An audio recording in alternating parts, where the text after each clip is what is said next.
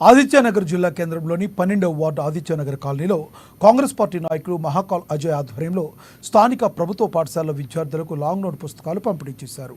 78వ స్వాతంత్ర దినోత్సవాన్ని పురస్కరించుకుని ఉపాధ్యాయులతో కలిసి జాతీయ జెండాను ఎగురవేశారు.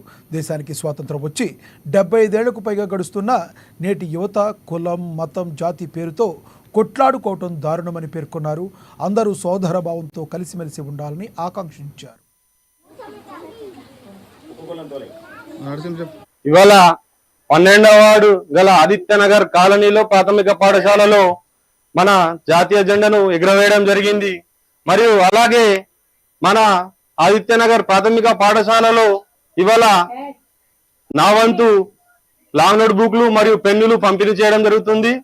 అలాగే ఇప్పుడు పిల్లలు బాగా చక్కగా నృత్యం చేసి చూపించారు.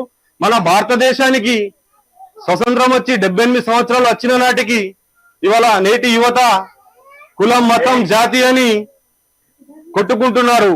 అలాగే మన దేశం అభివృద్ధి చెందాలంటే మనలో మార్పు రావాలి. అది పిల్లలు బాగా చేసి చూపించారు.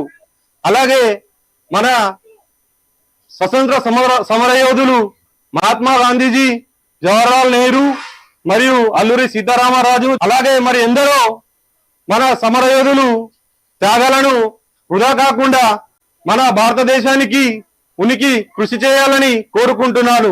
జై హింద్, భారత్ మాతా కీ